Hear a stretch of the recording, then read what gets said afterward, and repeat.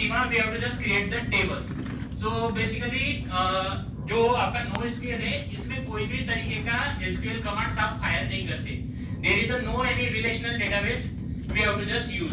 Relational database क्या होता है? रिलेशनल डेटाबेस में जनरली आपके पास टेबल्स होते हैं.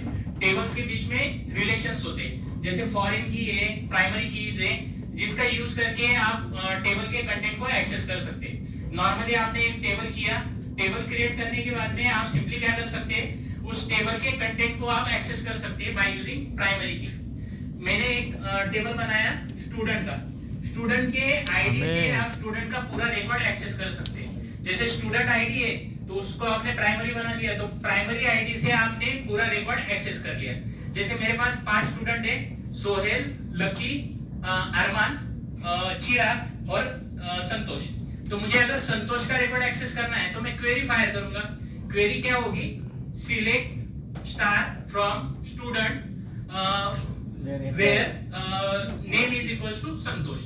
Okay, this is the basic query. We have to just fire on the table and after firing the query, where constraint is applied on the particular query and your result has to be displayed.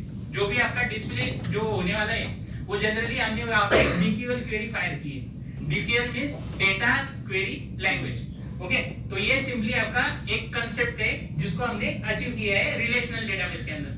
लेकिन second type का database हमें Ranjit sir ने बताया था, जो कि semi structures था, अनस्ट्रक्चर्स था, जो हम नो एसक्यूएल के कंसेप्ट में देखने वाले हैं. नो एसक्यूएल ये कंसेप्ट है जिसमें एसक्यूएल की कोई भी कंसेप्ट्स अवेलेबल नहीं होती है. नॉन रिलेशनल डेटाबेस होता है जिसमें कोई भी रिलेशन जो आपके डेटा के अंदर अवेलेबल होता है वो प्रेजेंट नहीं होता है.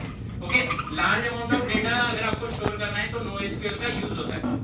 जनरली इसके अंदर जो भी डेटा स्टोर होता है वो आप स्टोर करते हैं फ्लैट फाइल के अंदर. सो फ्लैट फाइल कौन सी होती है?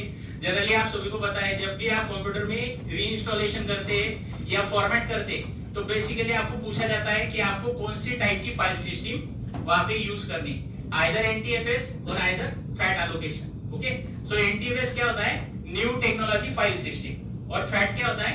File allocation type. Okay, so basically flat file system 1970s के अंदर हमने यूज करना स्टार्ट की थी.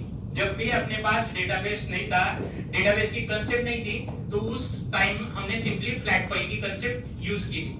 फ्लैट फाइल से हम जो भी डेटा है उसको स्टोर कर सकते थे. जैसे लार्ज अमाउंट ऑफ डेटा है तो इसमें